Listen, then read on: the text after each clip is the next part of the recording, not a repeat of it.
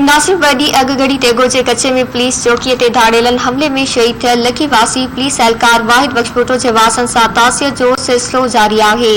इन हवाले सां शहीद एहलकार जे वासन ऐं तॾहिं ते आयल माण्हुनि धरती टीवी सां कहिड़ा वीचार वंडिया आहिनि, अचो तव्हांखे ॾेखारियूं।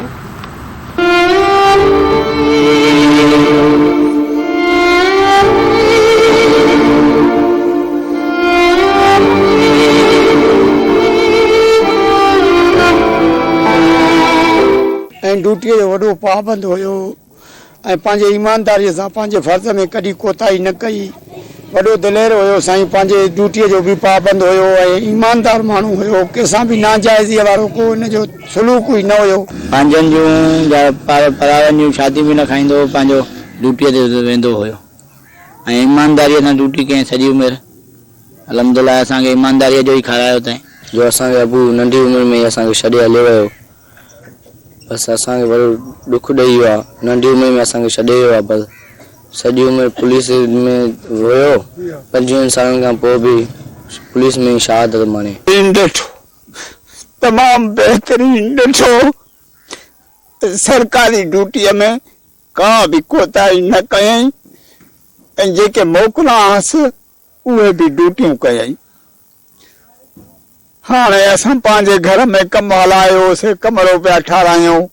भाटे जे शादीअ जो प्रोग्राम हुयो। सुबुह जो बि मां वटि आयो, अबा हे हीअं कजांइ, हे हीअं कजांइ। हा बाबा, उहो अध में कमरो पियो, जंहिंजी जाइ जो लेंटर बि न हणाए सघियोसीं। असांजो अबो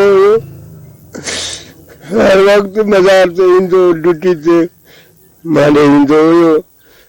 पंहिंजी ड्यूटी एॾी गैरतमंद ड्यूटी कंदो हुयो जो उनजो अंदाज़ न आहे। हर वक़्तु इहा हूंदी माना ड्यूटी, माना नथो अचे, माना ड्यूटी आहे।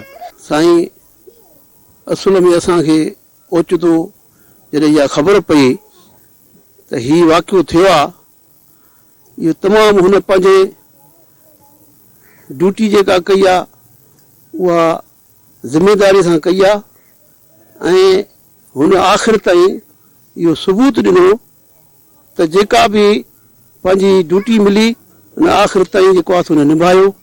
जी नाज़रीन, लखी गुलाम शाह शहर जे भुट्टा मोहल्ला में मौजूदु हुआसीं। शहीद एहलकार वाहिद बख्श भुट्टो जे वारसनि जी पिण तव्हां ॻाल्हियूं ॿुधियूं। हुननि जो चवणु इहो त असांजे वालिद साहब सॼी ज़िंदगी ड्यूटी पंहिंजी बहादुरी सां कई, कॾहिं ड्यूटी खां हुन घुसायो न। कैमरामैन महेश कुमार सां गॾु गोगी राम, धरती टीवी न्यूज़, लखी गुलाम शाह।